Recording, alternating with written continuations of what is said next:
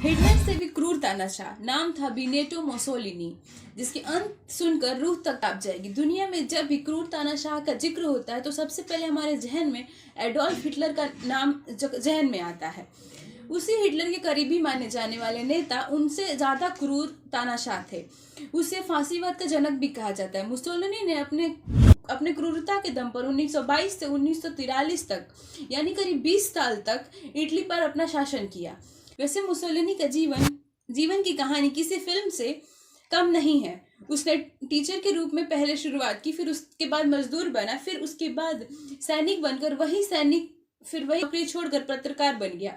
उसके बाद इटली की सत्ता का शीर्ष तक पहुंच गया और एक दिन इटली की सत्ता संभालने के बाद वो एक क्रूर तानाशाह के रूप में दुनिया के सामने आया।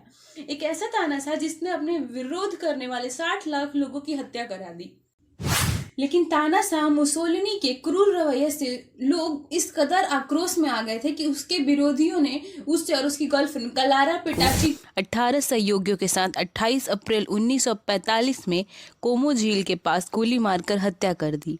लोगों में उनके प्रति इतनी गुस्सा और आक्रोश की घृणा थी कि उन्होंने मुसोलिनी की लाश को उल्टा लटकाकर उस पर पत्थर मारे। के मुताबिक टाइम्स पत्रिका के संवाददाता उस दृश्य के दौरान वहीं पे थे और वो अपने डेथ ऑफ मेलोन में लिखते हैं, सामने ये सारी घटनाएं घटित हो रही थी और मुसोलिनी के 100 की दुर्दशा लोग कर रहे थे।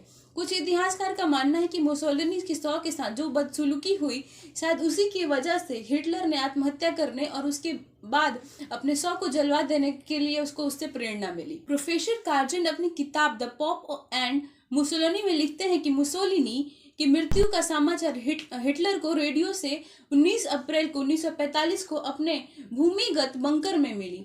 सारा विवरण जानने के बाद हिटलर ने कहा कि मेरी लाश किसी कीमत पर दुश्मनों के हाथ नहीं लगनी चाहिए। बेनिटो मुसोलिनी का दर्दनाक मौत देखकर हिटलर भी डर गया, जिससे उसको आत्महत्या करने की प्रेरणा मिली।